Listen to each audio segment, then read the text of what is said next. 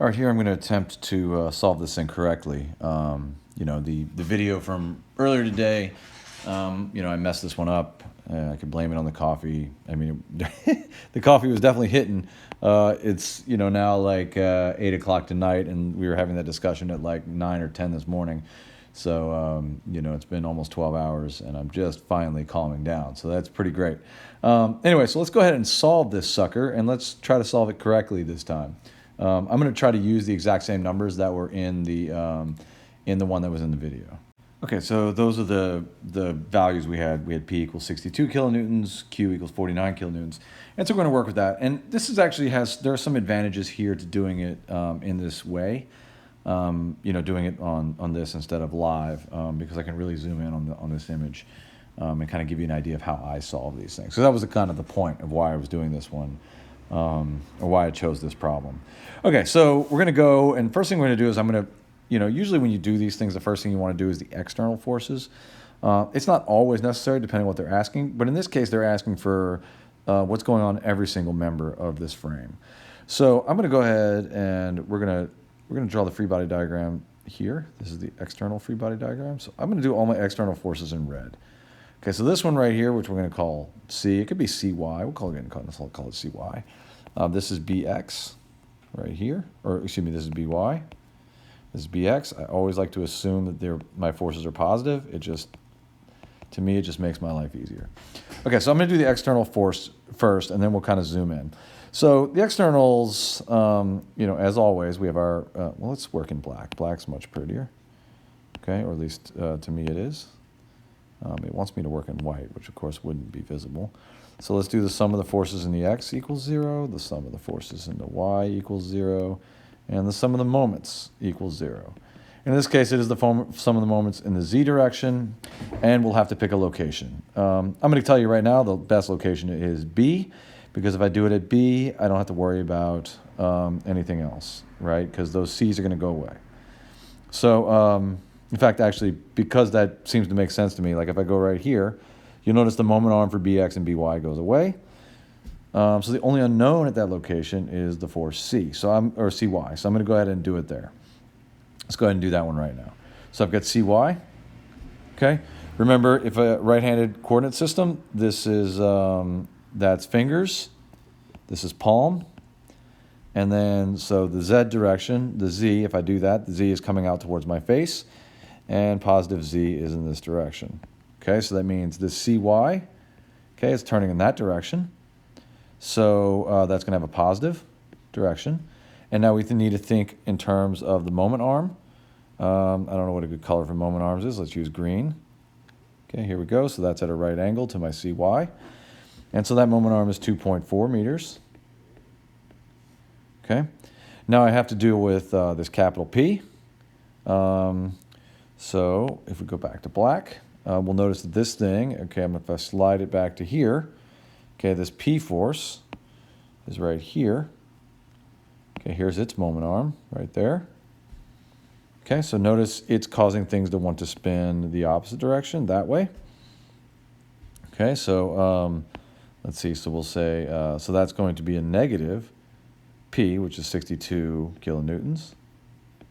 Okay, and its moment arm right here is 0.7 meters, 0.7 meters. Okay, and then we still got to deal with this Q. Okay, and that Q, okay, so if we put it right here, and we look at its moment arm, which is this full length here. Okay, hopefully you guys can see that. I'll kind of scribble it, a lot, right? So that's 4.2 meters. I mean 4.8 meters, excuse me. And so that's going to be Q. Well, let's actually use the value here. Okay, let's get rid of this.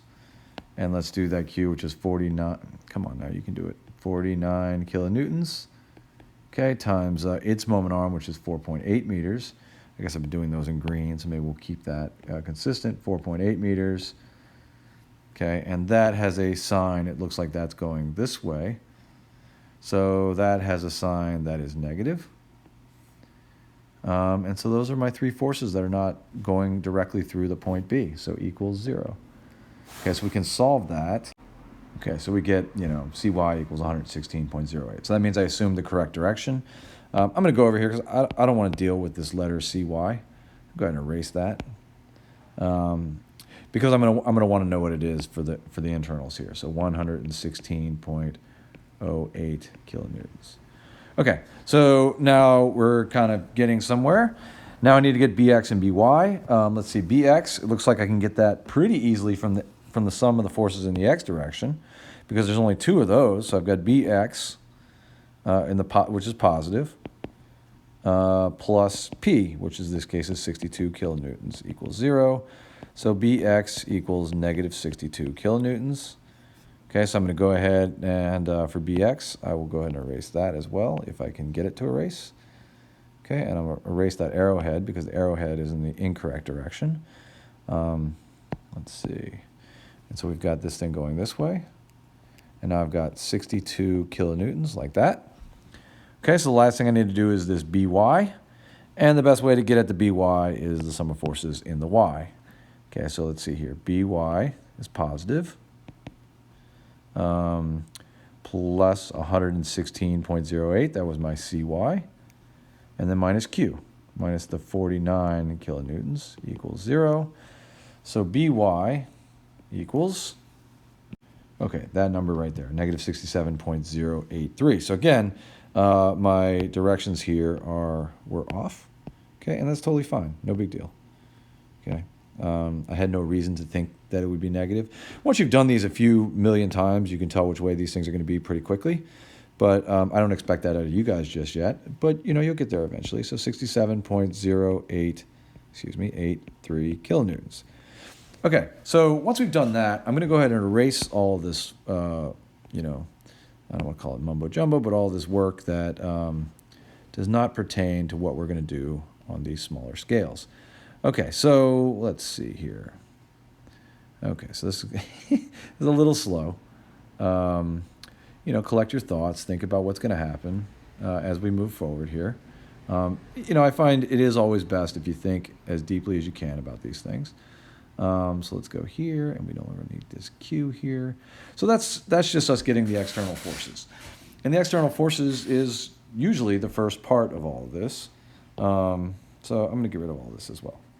Okay, now if we do this by joints, which is how we're going to do this, because the problem asked for every the internal stress in every single member, we need to ascertain a few things real quick. First of all, these are all two-force members because they're all supported just at their ends. Okay, and there's no weight; they don't have a weight. So, and they don't have none of these loadings are between the two pins. Okay, so what we're going to do now is we're going to zoom in real close, and we're going to think about these things one at a time. And what I like to do is I like to look for a relatively easy location. Okay, so we've got A, B, C, D. Those are the four locations, the four joints that we can work at. The easiest one is C, but C is also the least helpful. And that may not be obvious to you. When I worked it the last time, I just kind of went straight into C because it was the easiest one. And we could do that, but what's going to happen is it's not going to be terribly helpful. Now let's just go ahead and do that because that's not going to be the most helpful one. So if I zoom in all the way here, okay, I notice, okay, I've got two equations because I'm not going to deal with moments when I'm working with two force members. Okay, so if I do the equations here, and I'm going to kind of do them just almost on the side. Sum of the forces in the y equals 0. So sum of the forces in the x is challenging. I mean, it's useful here. So I know that if this one right here is pushing this way, that's great. That means that this one is pushing that way, equal and opposite, because those are the only places where a force in the x direction can exist. However, the force could also be going the other way, but the thing is I don't have any information in that direction. So I can't really work this one. So I'm going to leave that one alone, okay? And I'm not going to worry about the sum of the forces in the x yet. I am going to come back to it. Now in the y direction, I note that I do know that 116.08 kilonewtons is pushing up. So this thing has to be pushing down, okay, and I'll draw it like this, with 116.08 kilonewtons, which is really cool. Okay, so that is how we kind of get at that for that joint. Now what's cool here is that also tells me that up here, okay, this whole member is in compression, so this thing has to push back up with 116.08 kilonewtons. Okay, so that gives me information for A. I don't need to worry about that just yet because I'm not there yet, but that's just kind of a nice thing that's going to work for me. I still can't do either of these X forces here, so I'm not going to do those. Okay, so doing a joint C, we're kind of getting ahead of ourselves a little bit because we don't know anything about these members here and here. Okay, so we don't necessarily want to go that route just yet. Okay, I mean I did it, because it was there. So let's go over here. So if we, zoom all the way out here, the easiest location. So point A, the problem with it is it's got 3 beams coming in, and then force P. Force P is fine because we know its value, but we can't really get at that one yet. Okay. So what we're going to do is we're going to go over here, and I'm going to zoom in on this one. Okay, this one's nice because it only has 2. And you'll get better at identifying these the more of these you do. But this one only has 2 forces. And one, which is a bit off the screen here, is this 49 going down. Let me go ahead and draw that right here. Okay, so that's a 49 kilonewtons. Okay, and we're going to do the same thing we do with all of these. Okay, the sum of the forces in the x direction equals 0. Sum of the forces in the y direction equals 0. Again, we don't worry about moments in this case because everything is going through point D. Okay, so let's see. So in the y direction, so in the x direction, we've got 2 unknowns. Whatever's going on in each of these beams is an unknown in the x direction. However, in the y direction, we've only got 2 unknowns. We've got this negative 49. we only have 1 unknown. We've got this negative 49 kilonewtons. And I know that this beam right here, which is going to have to pull up, okay? And the way that I know that it has to pull up is because that's the only way for this thing to balance, right? Because this is a negative, so this has to be a positive. Okay, so it's going to be plus, and what do we call that? We call that AD. Yes, AD.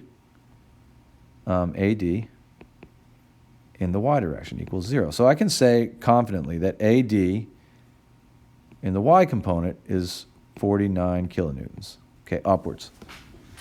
Okay, so what that means is, and I guess I'll do this in green, is that we've got components here, okay, and it looks like this and like this. Okay, so this component right here is 49 kilonewtons. Okay, now I need to get the rest of that triangle. And there's 2 ways to get the rest of that triangle. One is with an angle. Where's my little angle symbol? So we can get a little angle right here, theta. Okay, and to get theta, we'd have to zoom back out on this whole thing, and we've got 2.4 and 0.7. So basically, I could create a little triangle over here. It looks like this. Let's see, 0.7, 2.4. Okay, and if you wanted this one, we could say, well, 0.7 meters squared plus 2.4 meters squared, square root. Okay, and that's going to give me the third side there, or the hypotenuse, and it's going to be equal to 2.5 meters. This is a 7, 24, 25 triangle. And you don't even need to use a calculator for that. The other thing you could do is we could find theta, and we could say, well, theta equals, let's say, the inverse tangent of the opposite, 0.7, over the adjacent, 2.4. Okay, and the meters cancel, so we get something nice and simple. Okay, so now we can use 2 different things to figure out our sides. One thing that we can use is the similar triangles, which is most of what I'm going to use here, which is the fact that these are the side lengths. However, the force will be a similar triangle. So the force along here is a similar triangle.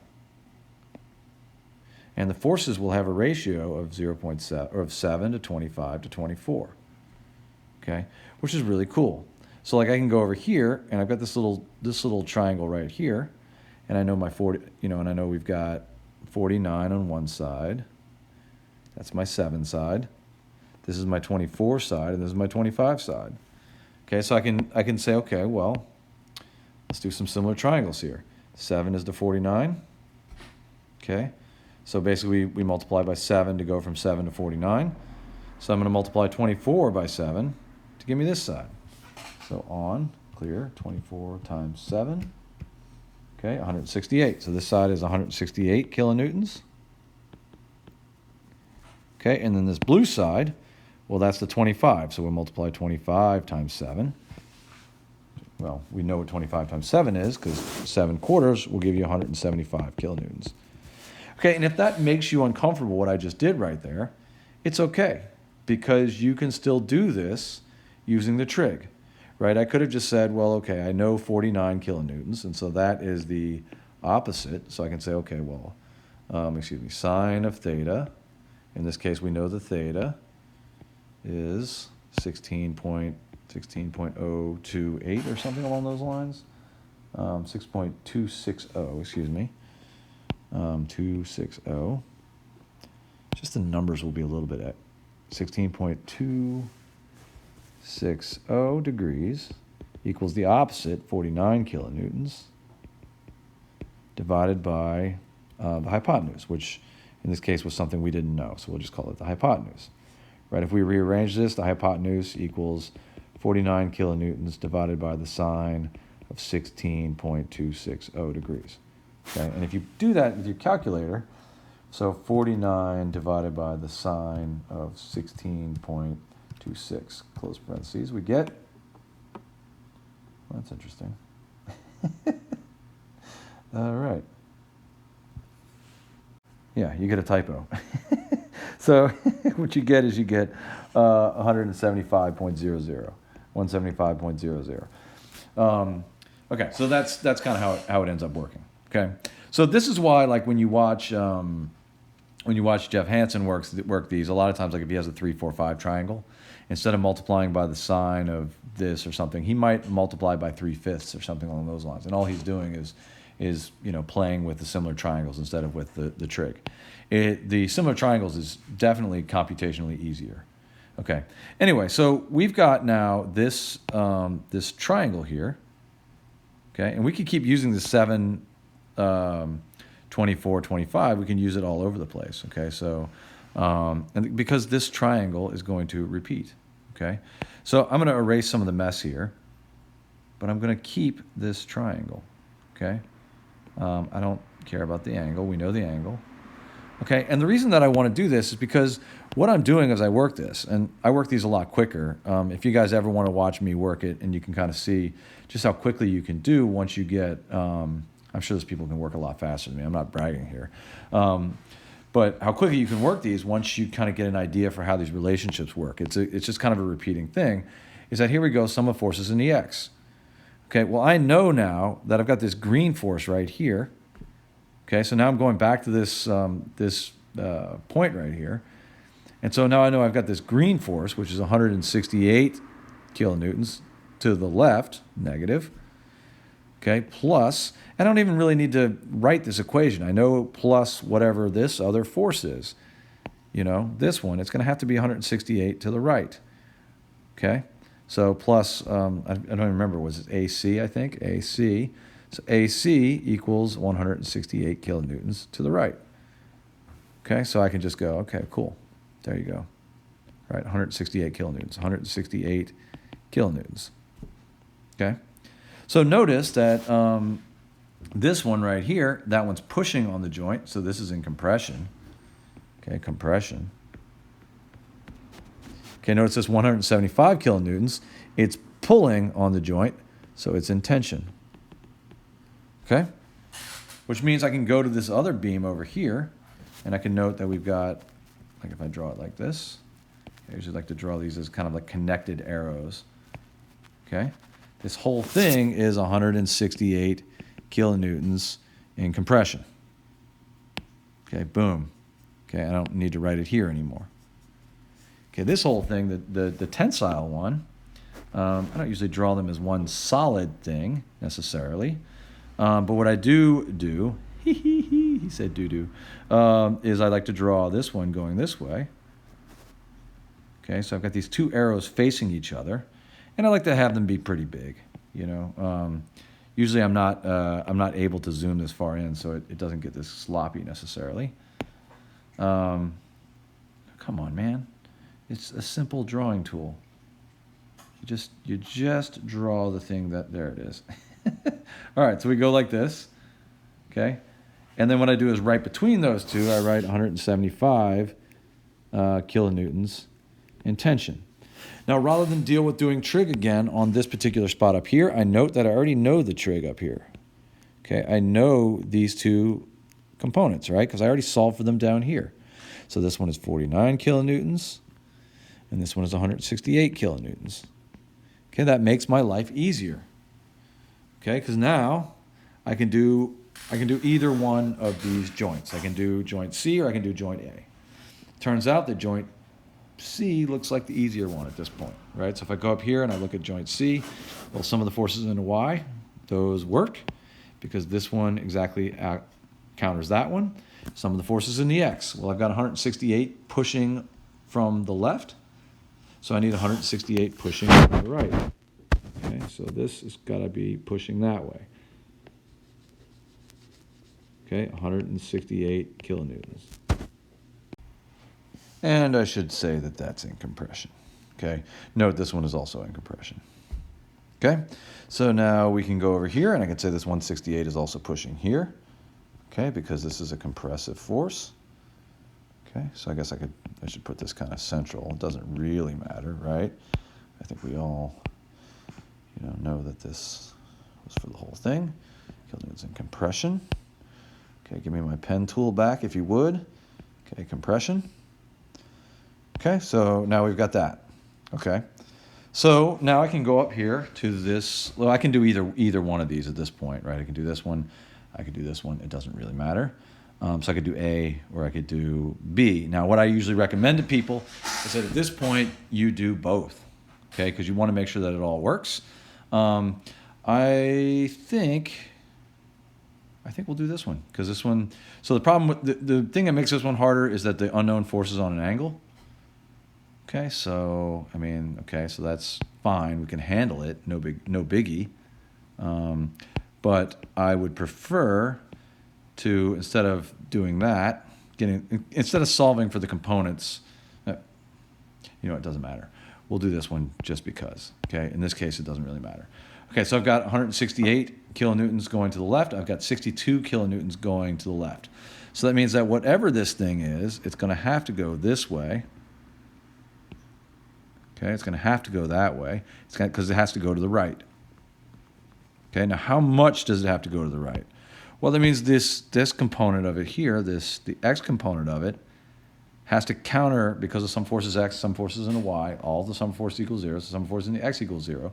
So that means this has to be, 160, 170, 230 to the left. Okay, 230 kilonewtons, to the right. Okay, because it has to be equal and opposite to that 168 and that 62. Okay, I also know that it has to be 67.083 up because sum of forces in the Y, this is going down, so this has to go up like this. Okay, so 67.083 kilonewtons, right? And from there, there's two ways that we can get that third side. Because we know the geometry of this triangle is 7, 24, 25.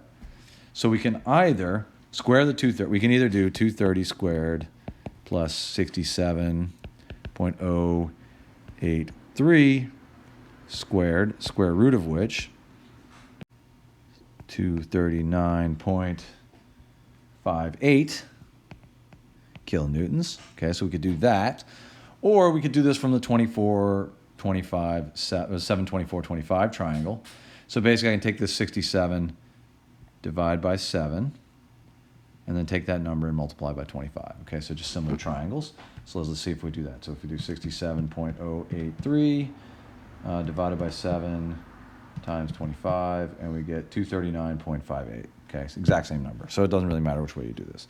Okay, so we end up with 239.58. Okay, I don't know where that 6 came from. I can't blame the coffee this time. Okay, so we get 239. Come on, give me the pen. 239.58.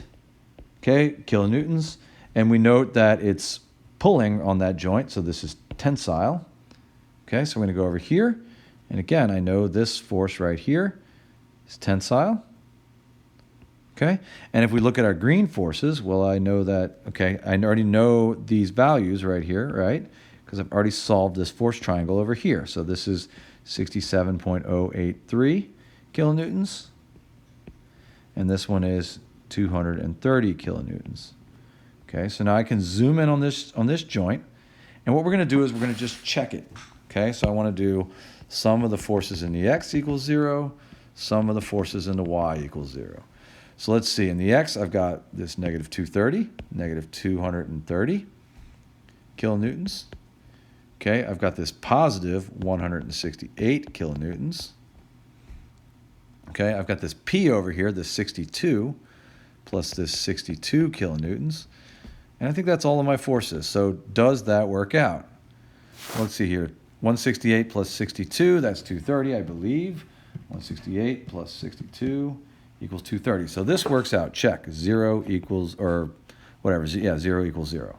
Okay, now let's check the forces in the vertical. Okay, so I've got this 116.08 pushing up, 116.08 kilonewtons pushing up. Okay, and I've got pushing down minus 67.083 kilonewtons and minus 49 kilonewtons. And that should add up to 0. Okay, so let's see here, 67.083 plus 49 equals 116.083.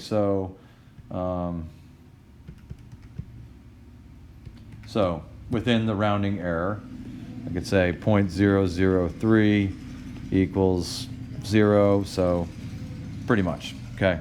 So I just, that's just a rounding error right there.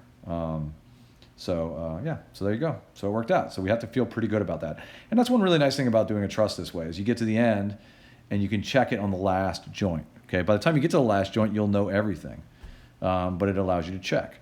So what you can do, usually the way that you present your answers for these is, I would do A, B, A, C, A, D, B, C, and let's see, and C, D. Equals. Okay, and that's 1, 2, 3, 4, 5 joints. Okay, so AB is 239. Well, let's keep the 3 sig figs. 240 kilonewtons in tension. AC is 116 kilonewtons in compression. Okay, AD is 175 kilonewtons in tension. BC is 168 kilonewtons, and CD is 168 kilonewtons. Okay, and those are both in compression. Okay, and that is how you would present your final answers. Okay. So the only last thing to note is that some of this should make sense to you, hopefully, that a frame that, in this case, is being bent. Like if you think about these, hopefully you can think about, like if I'm pulling right here on something that's being supported up here and just kind of being held in place right here, it should be logical to you that all this stuff along the top is trying to stretch. Okay? And that's why we end up with tension on the top. Okay? All this stuff on the bottom, well, it's not quite as clear in this case that it's being compressed. Okay? And as you do this, it will start to make more sense. But, if this thing wasn't here, this point D would come backwards towards point C. And that is why this thing is in compression on the bottom. Compression and compression. Okay, the members that connect the top and the bottom, it's less clear what those should be. However, on some level, you might be able to imagine that if this thing were not here, if this beam were not here, that point A would probably flow downwards towards point C. Okay, and so that's why this is in compression. So it is nice after it's all over to kind of think about your numbers. But in this case, the numbers are correct because we went ahead and we solved to the last thing. Okay, so that's about 30 minutes of work. If you practice this and you get good at this, you could probably do this problem in, 4 or 5 minutes maybe, maybe less. It's just kind of getting used to using similar triangles instead of the sine and cosine functions in tangent, because that speeds up a lot. You want to use sines and cosines, it's fine. If you're good with a calculator, you can do it almost as fast. It's just not for me. Anyway, that's about 30 minutes, so take it easy, take care of yourselves. Remember, you're more important than all of this. Okay, so have a good day. Goodbye.